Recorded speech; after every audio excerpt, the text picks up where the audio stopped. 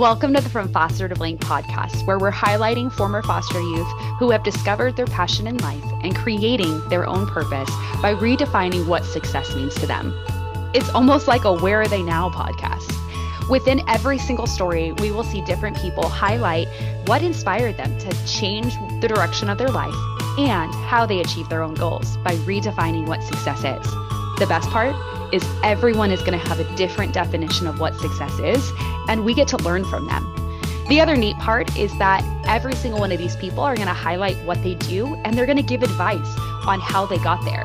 This is an educational podcast for people that are like you and me, foster care kids, but we're going to see it from a different lens of positivity. So here we go. Hey everyone, welcome back to the From Foster to Blank podcast. I have Eva here from Australia. This is so cool. All right, so I'm going to have you just take it away and introduce yourself and what do you do? Well, good to be here. Australia, it's 9 a.m. We had a little bit of a trouble to try and match up the time, so that was fun. Let's bring them into that. So yeah, but we got there in the end. So I am, on my day-to-day, I am a teacher, a high school teacher. I teach a subject called HASS, and it stands for Humanities and Social Sciences. Okay. And in that, I guess we cover, I don't know what it's called in the US, but we do history, geography, civics and citizenship and economics in that subject. And so I've been teaching that for a few years. And I am a speaker. I public speak and do emceeing every now and then for some organizations and peak bodies in Australia. So peak bodies in Australia is kind of like lobby groups, I think, in the US. So they do similar work, but also kind of like a nonprofit advocacy side of things as well.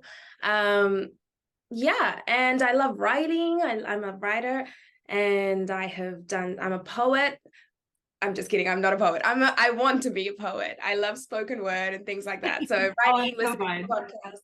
I know that her next spoken word is going to be about the time difference between Australia and California. It's going to be great. I love that. Okay, so you like to write. Do you have any books or anything? No, so I'm working on one now.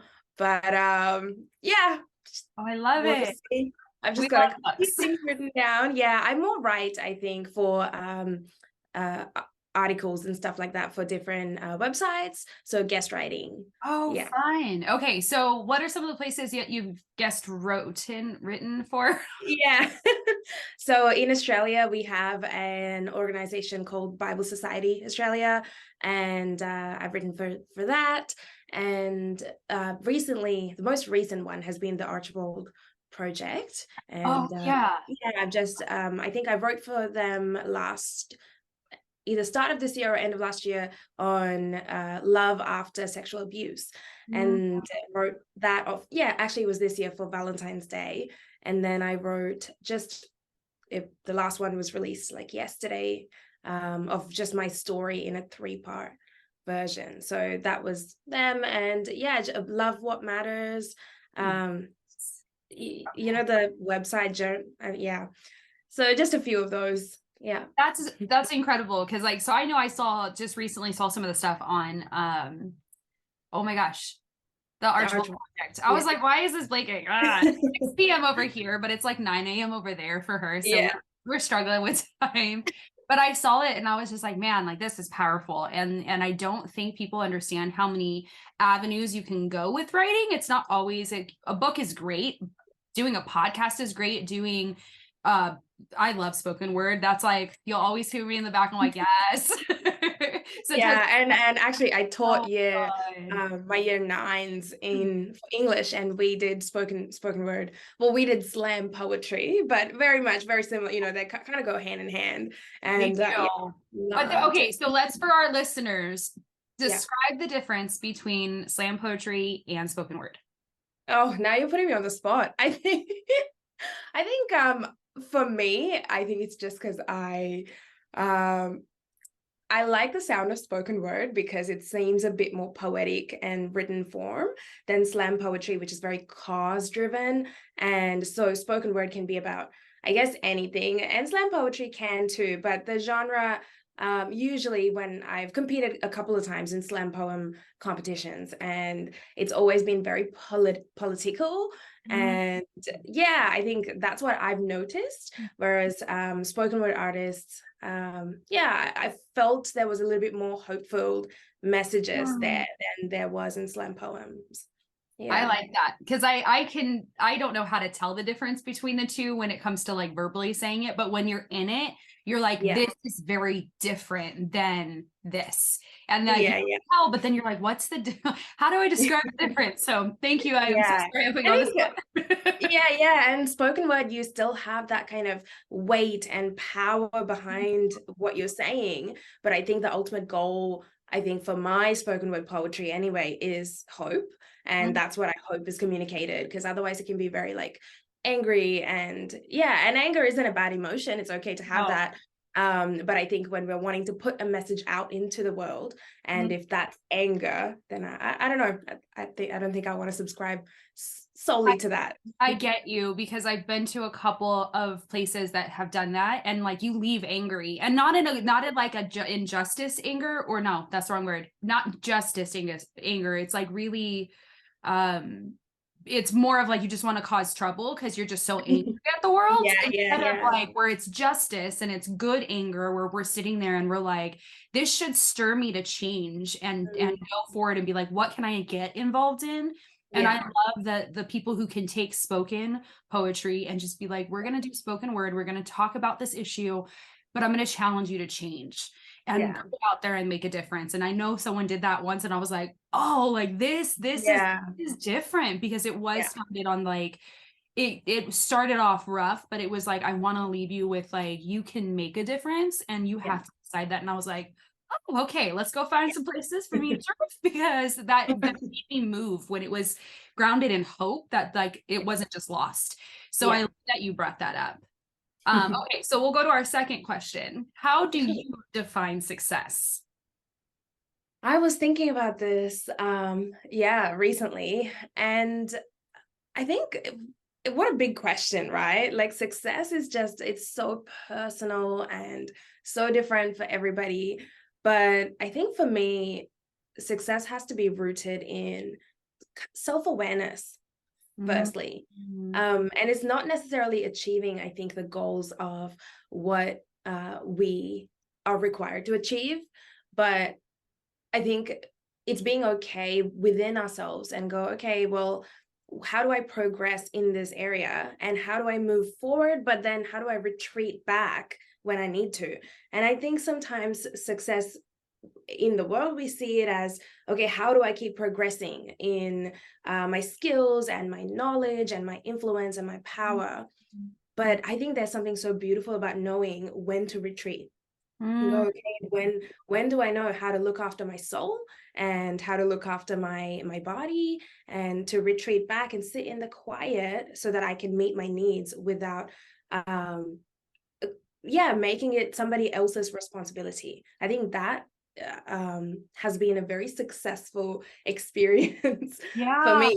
And it comes in ebbs and flows. Like sometimes you're really good at being self-aware when your mental health is in a really positive space, and then sometimes I don't know when to retreat, and I feel like as a former foster youth that I have to keep I think this is a similar experience by several of us, that we have to keep achieving and achieving and achieving, and we just have this achievement addiction that if we don't have that, then the place where we draw our worth and value from is kind of ambiguous. So I think knowing when to retreat and being okay and content with the retreat, is we're not made to be on 100% of the time. And I think that we forget that. And as a foster care youth, I think we're not programmed, but a lot of people push, and they're like, you have to be in that 3% to do this or that. You can't be in this 50% over here with all those statistics that we hear. But I think like we get into that notion that if we stop and pull back, we fail. And that, or I know sometimes the fear that comes into my head is people will forget about you and won't invite you to these things. So if you're not present and open and always saying yes, forgotten. And that's hard to say. Like, I love that you said success though is the ability to be self-aware and to retreat and rest, because I don't think a lot of people will say that's success. I love that this answer is so diverse, because we need to hear the other ways. Because I wouldn't have looked at that and been like, oh, like that is a definition of success right there, is to be able to be so self-aware that you're like, ooh, today is a rest day and I don't have to grind, put my foot on the gas and go. I can say today is not that day. I love that. Okay. Do you have anything else to say on that? I mean, look, I think since yes, we do. Always, I can talk. I love it. I just keep going. I'm all like so consistent. I think when the pandemic came to Australia, I just thought, okay, I need to like self-evaluate, and I need to go, okay, what am I, if I am stuck in my house? And I think when it started, we didn't have any idea of how long we would be stuck, right? And I was thinking, okay, well, if I was going to be stuck in my house, what do I want to emerge out of? You know, when we do come out, what do I want to have in my basket of skills or experience or development? What do I want to have? And I realized, and I asked all my friends, and some of them said, hey, like we just signed up to Fender to learn to play guitar, and I signed up for Duolingo to learn Spanish, and just all these different answers. And I was like, okay, well, for me, it was reading the Bible for the first time from start to finish. And so I did this 90-day, like one of those grinds that you just kind of do. And it was pretty easy to do it in that time, because there was nothing else to really do. And I was a uni student, I think. And so, yeah, most of my time was just like, okay, well, I can do whatever I want. And I could have turned on Netflix and I could have done this, but it's having that discipline that helped me kind of get through the Bible. And when I came out of it, I was like, whoa, that was so cool. I love it. I'm laughing because I did turn on Netflix. I went through Harry Potter. I went through Lord of the Rings. Like, I watched every show I never watched before. I was in school for so long. Hey, look, you supported the art industry, so that's great. That's philanthropy. Like, I caught up on like 15 years of TV. Like, people don't even know, but I was still working on school. But I love that you said that, like, for you were like, it's the Bible. Like, I want to read this from front to back in 90 days. And you said something about discipline. So I want you to dig into that a little bit. Yeah. And I think the reason I brought that up was because to make me sound holy. It's fine. Oh gosh, I'll tell you what I worked on. And so, reading that, because some days I would wake up and I would go, oh, cool. Yeah. And you had to commit like throughout the day to play or read or whatever. And I did it on the Bible app. So I was able to play and listen to it too. But I think some days I would wake up and I would think, this is the last thing I want to do. I just want to veg out on my couch and just do other things that doesn't involve the Bible. But there was just, I think, something in me that was just pulling me back to discipline. And I just had to really go, okay, even if I don't have the motivation to do something, I've committed to a goal. And I know that this goal originally, when I set it, was from a good, like a healthy perspective. And so if I don't, I think I just wanted to kind of keep that going and keep that, submit to the discipline rather than the lack of motivation.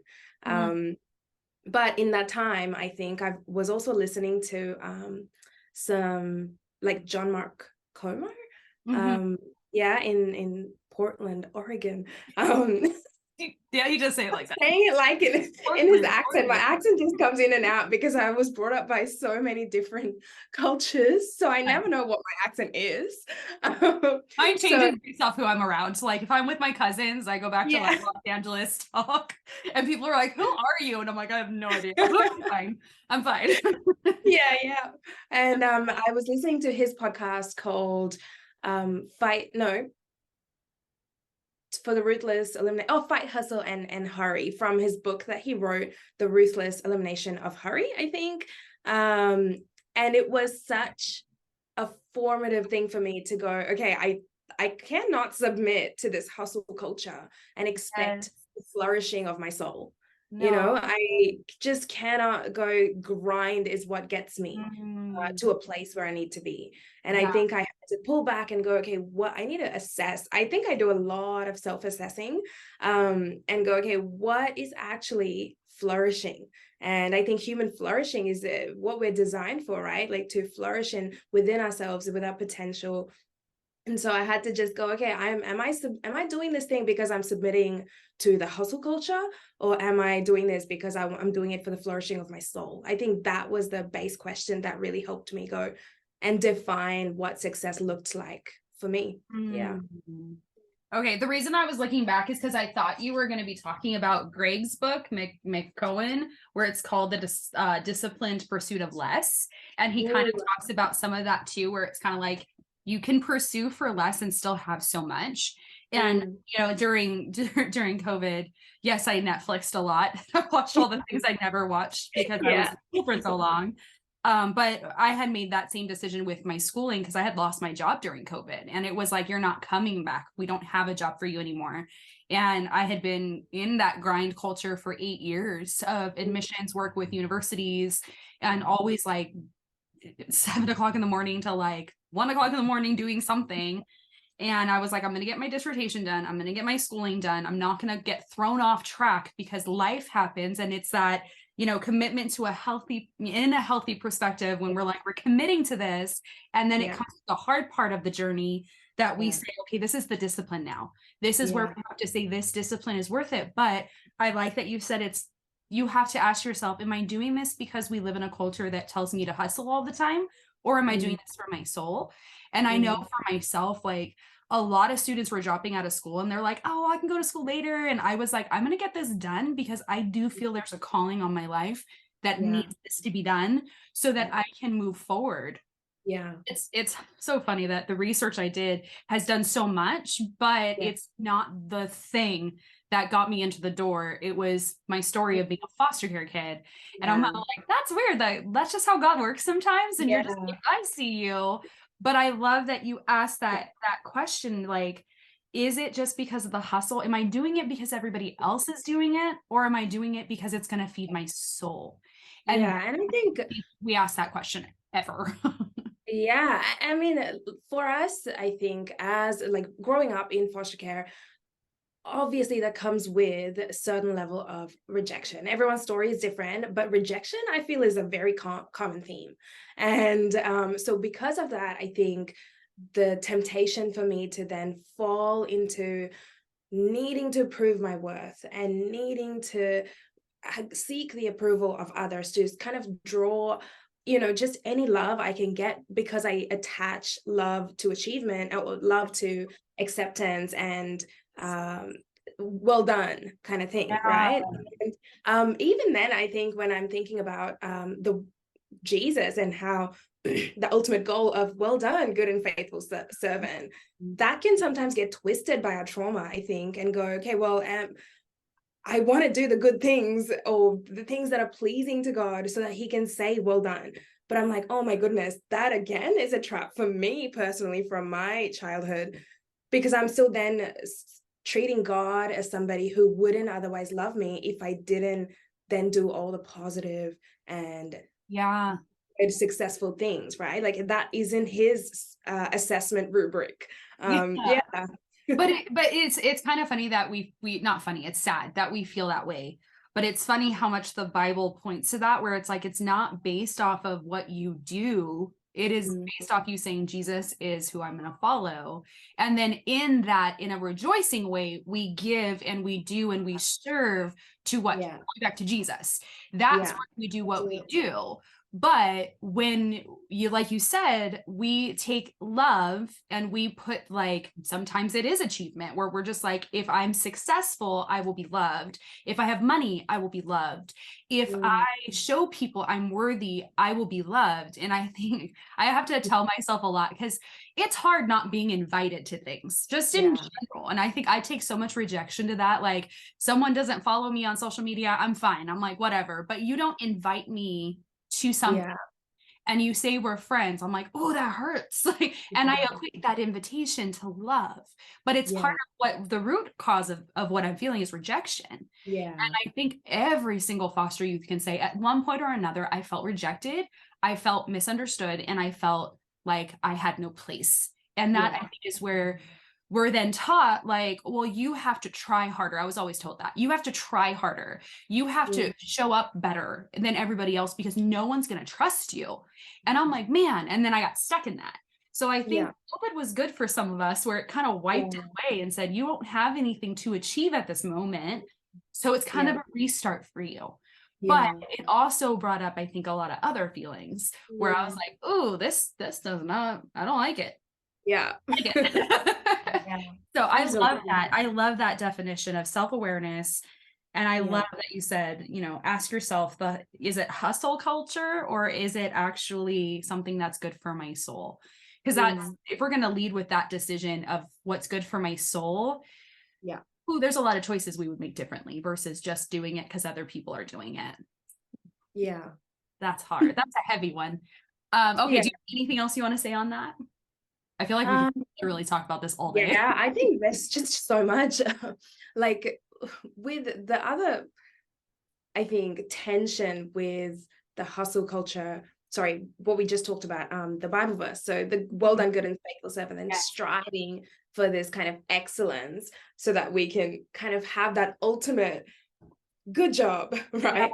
And that can come from a really traumatic place of achieving that, which we've established. But the other part of it is, I used to always think that I can excuse myself of the whole to whom much is given, much is required verse. And I had to go, okay, I can't meld these two together, but I just, I never felt like I had much growing up with being a foster youth and then facing homelessness and, all of those things, and growing up in a group home, you don't feel like you have much. And you also, the clothes that I did get were usually secondhand and people donating secondhand clothes.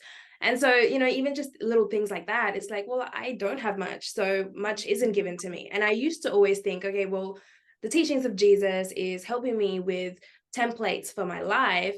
But I had to come to the understanding, I think, of, oh, well, hang on a second, I am given much, because he's not talking about much in an earthly sense. It is, I have been given much when I was saved, and I have been given much in the perspective of an eternal presence and an eternal joy. And when I'm thinking about that, then much is required of me to then be an agent of hope and to be an agent of belonging, and people who are putting out things that are not of the world but of God, in all the flourishing ways. I think that is the much is required, not the hustle culture. So I think submitting to that, I'm like, well, that is also success, I think, to have perspectives and checking our biases that we hold and going, okay, well, I just have to assess and reassess what I can do to continually surrender and submit to God, who has now redeemed me from the most broken places and then taken me out and given me all these opportunities. And I think there, I want to sit on this, because when we think much is given, much is required, we do think things. If I submit to God, I get these things in return, and God does not promise that. There's no in the Bible that says, if you submit to me, I will bless you in physical things, money, cars, houses, horses, whatever. He doesn't say that. We see that in the story of Job, where he's like, I give and take away. And that's what Job says, is the Lord can give and take away. But I think sometimes what we do is we replace that with like, well, the Lord gave me a story to tell, and I have to be on 100%. And this kind of goes back to what you said earlier, where it's like, oh, well, I had healing, so now I have to go give healing. It's like, Jesus already gave healing. We need to just point back to him and be the person who does create that hope environment to say, like, on this side of our internet, like, I'm not going to sit here and bash people online. I'm not going to post negative things. I'm not going to be that person. I want to create a space that's of hope and healing, but then say, okay, friends, like, we're going down this journey of hope and healing.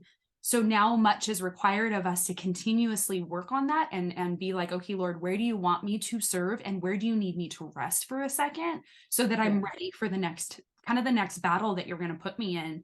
And not in a sense of always like he's going to allow trauma, but like there might be somebody that we walk with and we need to be rested to be able to walk with them well. And I think that's where that, to me, that's kind of where that sits in. And that's the thought that I had that came through, where it's like, if we've gone through healing in a faith-based way, it's so different than just going to heal from our trauma. There's more, I know for myself, my family abused the Bible and it was spiritual abuse. I had to heal from that, but at that point I was not going to be able to walk with anybody in healing spiritually.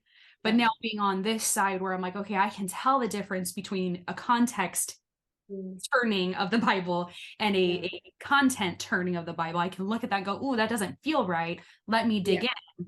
I can help someone else who's struggling with that a little bit more. But if I'm on 100%, I can't do that well. And I'm going to be snappy and rude and just be like, oh, why are they texting me? And instead of like, faithful servant, Jesus rested. Jesus went and rested. He also cried. Like, absolutely. let's, and that, I think we forget that. And I have a friend of mine recently said that. She's like, Jesus rested, so why am I not? Like, she's not saying it in a way of like, I need to rest 24/7, but she said, I'm not ready for this battle of this friend who's going through this and I'm not showing up well.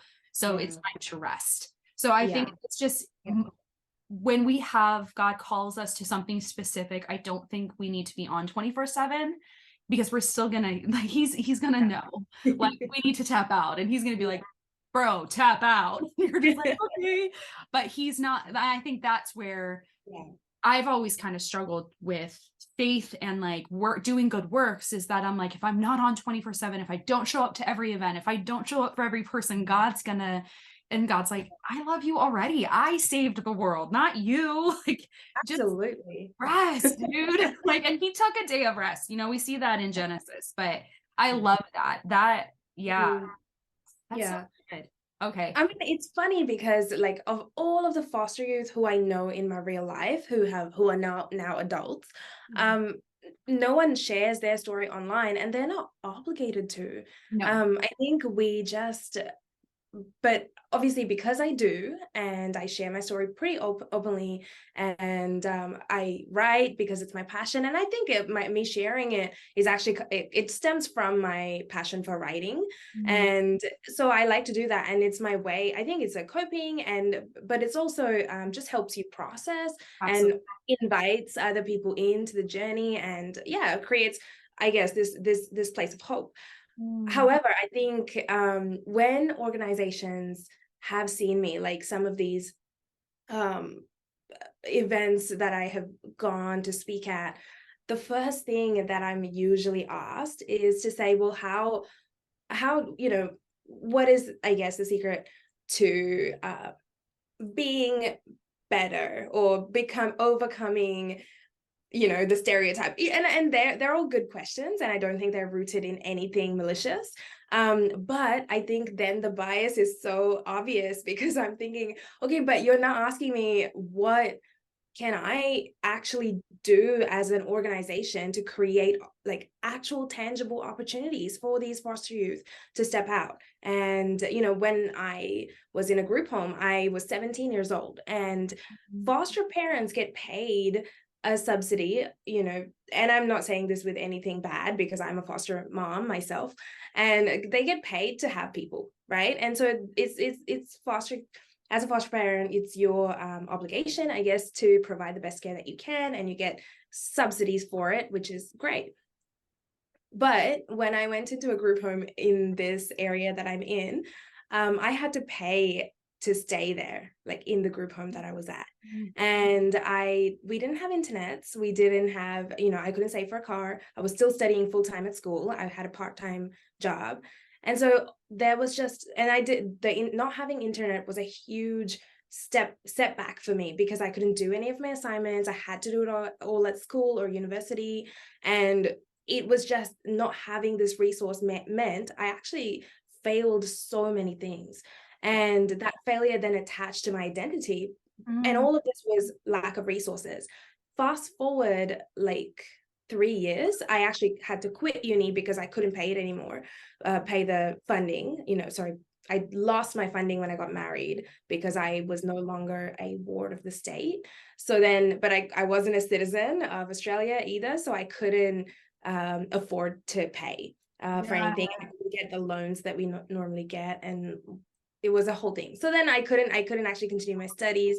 And so then when I went back to university, that was after I became a citizen. And when I did go back, I had internet. I had a great living environment. I was married to my husband. It was safe. I felt belonging. And then immediately, like, my grades went from getting D's in my university essays to distinctions and high distinctions. And that was literally just having resources. And I think and I see these organizations, and they want to use foster youth, the stories of foster youth, to inspire other foster youth to not make bad decisions. And I'm like, that's not the problem. It's actually behavior is indication of a lack of needs being not met, right? Absolutely. And yeah, I think it's just, well, actually, we need to be creating these opportunities for these youth to just come up, experience the success without it all being put on them to create these opportunities for themselves. Yeah. I feel like that is so I was at an event yesterday, and there was a bunch of different people there from organizations, and they asked, and I was like, the best thing you can do for a foster youth is pay them for what they do with that is they are cleaning a church, if they're cleaning a school, if they are asking for a job, you get them that job and you help them pay for their bills. I said, but please do not use people in their stories to go advocate for other foster youth, because 9 times out of 10, the foster youth is going home hungry. And they don't have food at home. And so one of the guys is like, so we fill their pantry, we give them gas, and we pay them for the event. And I said, yes. They asked for a dollar amount, and I said, there is no dollar amount. Like, you get as much as you can get for that person, because if you're paying for their rent, paying for their bills, and it gets them by a month, then that is how we've really helped someone. If you find out there is a need, we need to fill it. And I am shocked at the amount of times that, I'm sure you've received the same conversation, the request for free. Well, we don't have the funding. And then you get there and you see all of this stuff that they're doing, and then they've raised all of this money, and you're like, you couldn't figure it out. Because if me, I'm older, I'm okay, I own my own business, but in order to go back and serve, that means I can't work, even as an adult. But when I was 25, under 25, I was living in my car. Same thing, like bouncing from home to home, not being able to afford rent, but people are like, come share your story. And I'm like, I can't skip work to do this. No, but please come. And you're just like, pay them 100%, because I think people need to understand that is an expertise. And you're asking them to relive an emotion that they went through. So you better pay them so that then they could go to a counseling session after if they need it, but not just paying their counseling session. Like, pay them as if you're bringing in Shaq. like, I wouldn't say drop $100,000, but I mean, let's see what we could do. And I think you also said too, you said failure is attached to identity a lot.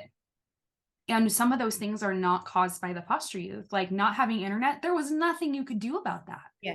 And for someone to be like, oh, just use your hotspot. It's like, most foster youth may not even have a phone. I didn't have a phone. And I've heard that same thing. So I used to park outside. I'm not even kidding. When I lived in my car, I used to park outside of a Starbucks, and I would use their Wi-Fi until they turned it off past 1, because it would automatically shut off. And then I would go to the 24-hour Denny's, and I would sit there and, like, I'm not kidding, I ordered an iced tea and got refills with a brownie. And then every like couple hours I would order something else. And they were just kind of like, girl. And I was like, I really need the internet. But you're right. Like, our grades would dip because we didn't have the resources. And one of those resources is money. The other resource is a safe space to live. And we all have that. It's even if it's not like group home, homelessness, living in car, we all have those danger areas where we lived. And I started just staying with random people I met in college. Like, I meet them in class like day 1, and I'm like, hey, do you want to be friends? And like, can I spend the night at your house? And I'm like, now is this in my 30s, I'm like, oh my God, how did I not killed? Like, that's a reality, but Yeah, this is where a lot of absolutely. foster youth get trafficked. And that, you know, I think, I don't know who it was, but someone said, I'm getting tired of the phrase stay in your lane. I'm a foster youth advocate. All of this is my lane. And I'm Yeah. like, oh, yes. And I feel like all of this is our lane. Homelessness, foster youth going into jails and to homes and things like that, and then going into human trafficking and being in these positions. Like, we need to be able to advocate. But I love you also said it's not your job to all the time either. Like, it's a choice that you can make to step forward and share, but it is not our responsibility to put that weight on ourselves. Like that, I feel that. And I know others do too, where it's like, it's up to us to save our others. But that's where we have to pull back and say, like, is it okay to rest? Like, is this a season of rest? Yeah. Yes. I love that. Oh, man, that's such good stuff. Yeah. So if you're listening, you better be paying foster youth. We're trying to change that narrative. I'm hearing it from every single person I talk to is like, we need to pay foster youth. We need to pay foster youth. We need to pay foster youth. Which is why we went out and got a sponsor for the podcast too. Cause I'm like, we need this. So, okay. So if someone wanted to become a teacher or a writer, how would they do that? What advice would you give them for starting that journey? Yeah. I think if the first thing to assess would be like, what makes you come alive? You know, if it isn't, like, teaching is an interesting thing that I fell into and it was through like me dropping out because there wasn't enough funding for me and all that kind of stuff, and I couldn't get loans. And but eventually I actually didn't stop with teaching. I started with biomedicine, and that's what I failed every time, and every single assessment basically. And and I knew that I could do it. And I remember being so interested and so engaged, and I would contribute to every conversation in class because I was just so thirsty for just knowledge and just understanding. But yep, it didn't work out. And then I realized, okay, well, I do really love it, but I don't think medicine is my thing. And then I swapped and changed to a social justice degree. And that was all up my lane. And it was just, so much fun. And I loved it so much. But that's when I got married, and I wasn't told that my funding would stop from the Child Protection Services if my status changed. And so I had no idea. And suddenly they just said, hey, like, we don't have funding for you.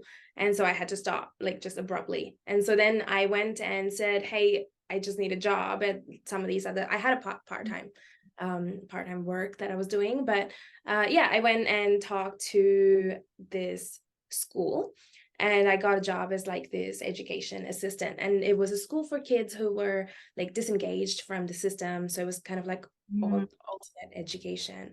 And so I was there, and I worked as an EA for a few years.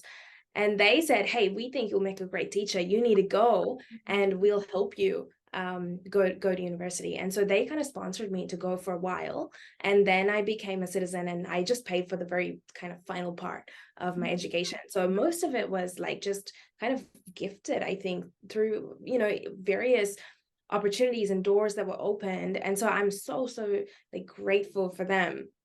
But teaching wasn't something I kind of sought out. It just kind of happened, organically in a way. And so I think if sometimes we need to be okay with pursuing things. Sorry, I just heard my husband walk through the door. Pursuing things that probably wasn't our original idea of success, but where our passion kind of has grown. I think I see my students all the time, like, making their minds up at, like, when they're in grade 9, and then they change every year. There's a different response to, hey, what do you want to do when you leave school? And they would say, hey, maybe I'm thinking this or this. And it's okay to change our mind. And so I would say, it's okay if you want to change your mind and explore different things. And for me, my most passionate thing would be to the advocacy stuff that I get to do, and the speaking and the writing.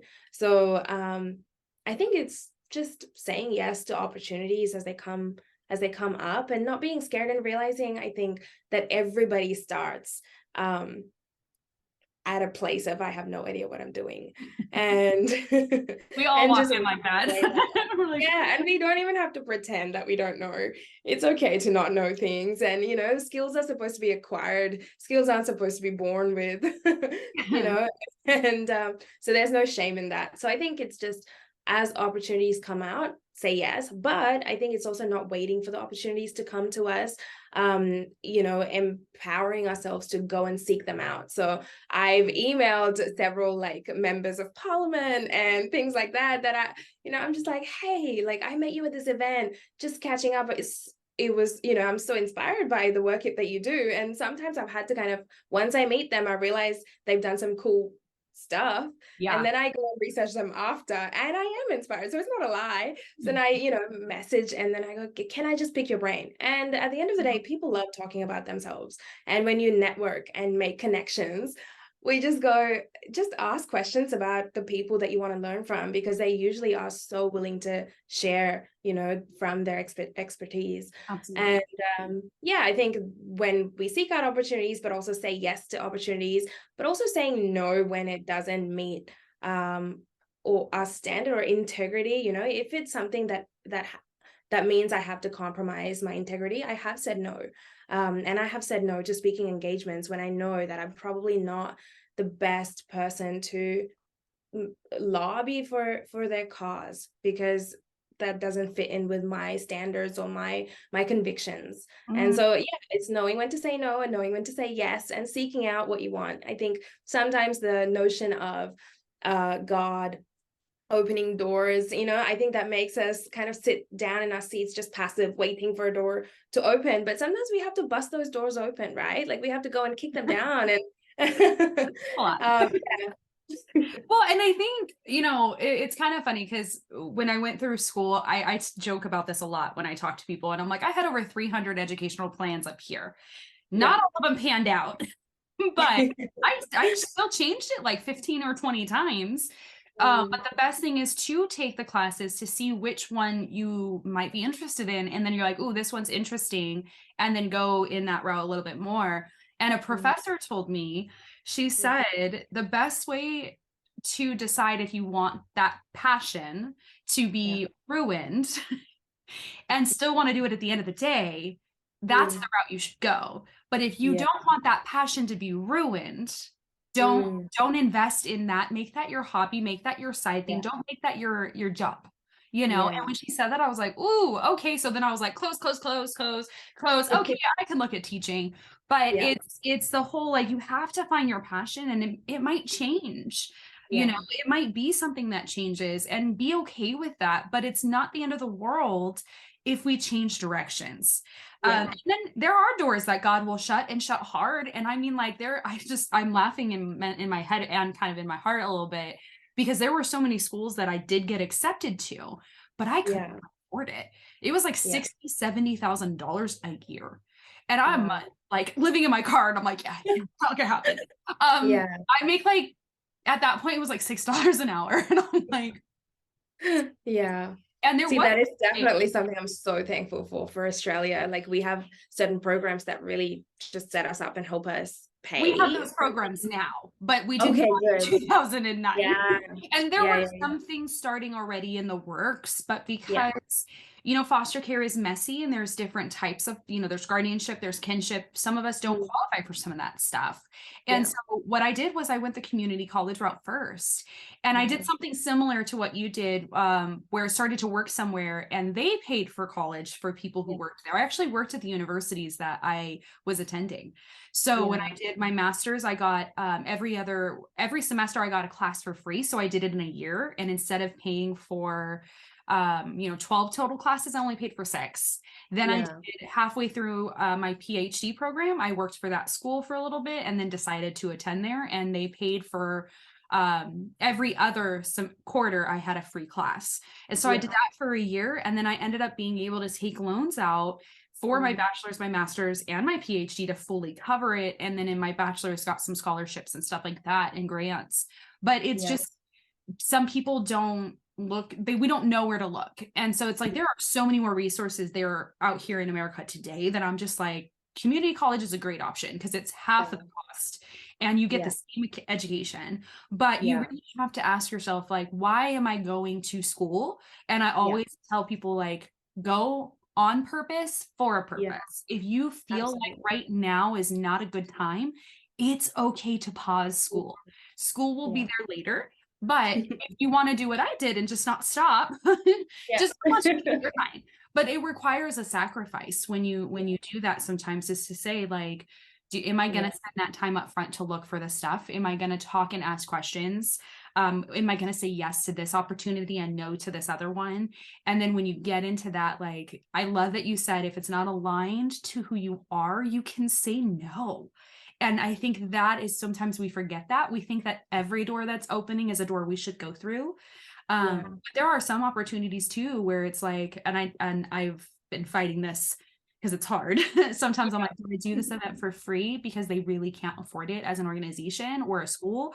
Or do I say no and pass it up just to not, like, put that in there? And I think if they're making you work harder than it needs to be, you can tell when someone's taking advantage of you versus someone who's like, we respect you, we just want to be able to pay you. And you say from your heart, like, I'm okay with that. That's okay. But if you feel like they're asking for a bunch of stuff and then saying, oh, no, you're going to do this for free. I've said no to that. Like, I'm like, no, because it's more, it turns into something that's like 8 to 15 hours a week. And you're like, how did I get into this? And that's exactly the thing. Like, service should, it's a part of following Jesus, right? Like, being servant hearted and serving communities when they, like, without expecting to be compensated always for something. But so I've gone to, like, small churches and spoken to youth groups where I know that they cannot afford to pay anybody, that they are all, like, struggling to kind of pay their pastor already. Right. And, and in that time, if I'm going there and saying, hey, I need to be paid for this, I mean, I can't say no for the opportunity if it's not, or for that speaking, sharing testimony, whatever it is, teaching opportunity. If I'm not in the right headspace. But if I am, and I'm able to provide them what they need, and it is honoring to God, I'm like, well, yeah, of course we have this requirement to kind of build these communities up when we are capable and we're able to do so. But yeah, I think you're right. When you're being taken advantage of, sometimes I think we realize a little too late after we've committed. But I think that can help us make informed choices next time. But you can still say no. You can't. I think that's the hard part, is because sometimes they sell us, we get sold on the mission. And I've when they're driving a Lamborghini and they're saying that they can't afford to pay you a gas card, there's a problem. But you don't always get to see those red flags up front, like you said. And so it's like, you start to feel that you're taken advantage of. One of the things that I do is I sit down and I go, okay, how much would I be willing and able to commit in this month? And if they accept that, and they really want your help, they'll accept what you have to give. But if they don't, they're just going to kind of go away, and they're going to just not reach out to you. And it's because you're not giving them everything you want. And I feel like this goes for everything: relationships, friendships, organizations, jobs, like, it goes everywhere. But you can at any point say, you know what, I'm going to put my name out of the hat, and I want to respect you guys. And I don't feel that this is what you guys were looking for. And I want you to be able to go find what you're looking for, because I don't have that kind of commitment I can give. But it's an awkward, hard conversation that I feel like we feel that we're failing them. And we're not. So I'm glad we have this, because it's like, it's it is. And it is the most awkward thing to talk to somebody and say, hey, what is your budget, for a speaker? And I realized I've just had to make, like, so I created a website, like a one-page website on Canva, just by myself. And you have to pay, I think, like $25 for a domain name. And it's awesome. And I created it, and it kind of leads you to kind of like a booking link. And I just realized, if I didn't just put it there as an initial inquiry, and they don't say, like, that they have a budget, and I just go, hey, thank you, but I'm not available. Like, Yeah. and yeah, I think it just is honoring who you are in your story. And if people don't see that, then I guess there will be others who do. Absolutely. And it is the most awkward thing to be like, what's your budget? But what I have found is if your mission is really to help foster youth, Yeah. and you have the funding for it, you just don't want the question to be asked. But when it's asked, they'll answer it. And, Mm. and you have to pay your bills. Like you Mm. have to be able to pay your bills. And we shouldn't. Yeah. I think there's this weird concept for a lot of us foster youth because we're so used to not having a lot that Mm. we're okay with being like, well, yeah, I could do all of this for free. And then you realize like, oh, I don't have a job. And this is where if you were just saying like, even just saying like, look, this is usually my price, but what can't like you can't afford that, what can you afford? Mm. That can help change the game a little bit to where if they really want you, they're going to make it happen. And I think that was something I realized is as I started doing speaking engagements, there were people where it was like very low end that they were like, well, what's your price? And I had a very low price at that point. And I was like, what's this? And they came back and they wanted 16 different sessions because they had the budget for it versus doing two things really well. And so then I started asking that question and I found that it changed how much came in, but also in a good way. But in a good way, it was like I got rid of that like fear. I was like, this is business and that is unfortunate. But every entrepreneur out there who's successful, they start with that question. So what is your budget? Okay, am I willing to do it for that? Awesome. But I need to be able to make that decision for myself, not have it made for me. And that is the hardest part. I think it's not bad to ask for people's budgets, but I think we are kind of always told like don't ask personal questions, and I'm like, this is not a personal question. No, like, it's business. This is business, and you have to think of it that way, or we're going to stay in poverty, and that is we should not. And that's where I think I hope organizations are listening. Like we love working with you guys. We just want to make sure that those who are coming up after us are treated well and respected and like not like, well, you're younger, you don't have, I heard someone who's like, well, you have a PhD, so your price is different. And I said, no, they're still an expert in the field. So it shouldn't be, there shouldn't be a difference between our two costs. It shouldn't be, obviously like I can't ask for Shaq money where it's like, he's like $100,000 for a 2-hour speaking engagement. I want to get on that level. I don't know how it's still, but it's like I can't ask for that.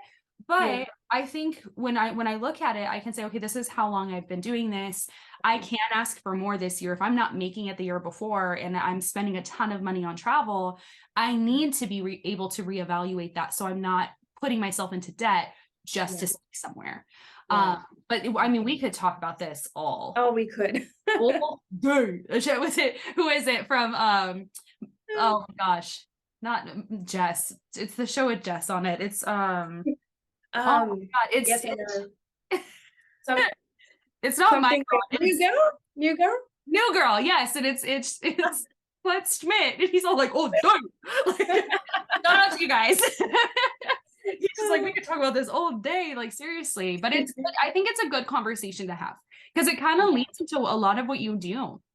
And you do speaking events and being able to say yes to the right things is super important because I think if you're not also saying no to some of those things, you're not going to be able to, like you said earlier, show up as your best self, and you're going to come in with a wrong mindset and like maybe not necessarily give the best of who you are. And because you're like, I'm tired or I'm hurt because someone, you found out like someone gave more to that person than you. And you're like, oh, absolutely. Love that. All right. So if someone wants to follow you, we're going to share all your contact information that you're comfortable with. But this was a really helpful conversation, even to myself. Like, I love talking about this. Yeah. And hearing from you. I love following you. And honestly, like PhD has always been something I would love to do one day. So do it. Like cry it. Let yourself cry. It's a lot. It's a lot of stuff. Like if people want to know, like I'm always like open about like the PhD. I did it in 3.5 years, and statistically it's usually like average is 5 to 7 years, but it can take all the way up to 10 years. So I tell people like get in and get out. Do it as soon as you can. Like but really be serious, because I know there's a lot of people who go through the program and they're like, yeah, I'll just kind of fly by the seat of my pants. And I'm like, the faster you get out, the faster you can make money, the faster that you can do your research that you're passionate about. But also too, like, if you're not someone who wants to go that route, because it's hard, there's a 250-page research paper, and you also have to go out and do your own study. You have to write all of this. It's not like writing a book. It's like writing a manual for IKEA, where it's just like, what? And it's dry and it's not fun, but I love research, so I'm a dork like that, where I'm like, oh, what do they say? Like, I'm fine. I'm proud of you. Yeah. I love research, and I love, my topic was on best practices for foster youth support programs here in California. And I got to learn from people. And if you go into that with your research is about learning from other people, and that it can be mission driven. You're not trying to change the world, but you're just trying to understand this little part of research. You're going to go in and be like, I got to get this done so that I can publish this, so I can get this information out there, and then I can be a part of the real change. And I'm still seeing things where, I'm being led to things and I'm like, oh my gosh, like, this is cool just to have this information, but what can we do to encourage more people to go for their purpose and their passion? And it really is that. It's just like, you want to do that, go for it. Now, no, it's obviously going to be hard. We know that. We've done hard our whole life, but it's go for it. There's no wrong way, as long as it's legal. Like, if it's illegal, that's the wrong way. If it's legal, we're good. We can just go for it. But we talk ourselves out of stuff a lot. And I'm just like, don't do that. Just go for it. We'll cry about it together. Reach out, and you'll just be like, oh my God. I'll be like, I know, I'm so sorry. I told you to go for it. But it'll be, I think it'll be good. And you'll learn so much about yourself, and you're going to be like, and then I'll be like, hey, doctor, what's up? What's that? How you doing? I think it's awesome. It's just, it gives, I think, just this beautiful hope. So you do awesome stuff. Yeah, it's awesome to have met you and learn from you. And I love following you. And I always tell people I'm stalking them, which is totally just on Instagram. It's not for real, but I stalk people because there's so much good out there. But I think sometimes, like, especially during COVID and all the stuff that we've been through the last 3 years, it just felt like there was no hope. And so being able to read people's stories and find that hope is just so encouraging, to be like, there's people out there just like me and dealing with the same emotions that I've dealt with. And it doesn't feel like I'm trying to measure my life to like the Kardashians or something like that. And I don't often, like, I don't follow them, but I've seen a lot of their stuff. But it's the person I think of. But it's hard. It's a hard thing to think that you're alone. And so I love that we've all kind of found each other, but I'm all like, it wasn't until I love this Instagram community. Oh my God, like, there's people out there, and I still hear people going, where's all the foster care kids? And I'm like, we're here. You are just following us. So now I'm like, that's why this happened, and I'm excited. And I would love to have you back and just keep learning from you. I'm gonna keep stalking you online because you're amazing, and I love what you have to say and write. And I've learned so much just following you. So I'm gonna go ahead and stop recording. We want to take a moment to thank our sponsor, Foster Greatness. We equip foster youth by connecting communities and empowering individuals on their journey. We provide workforce development, master classes, travel abroad experiences, and individual and community support for foster communities. If you're interested in learning more, please visit fostergreatness.co. Thanks for joining us.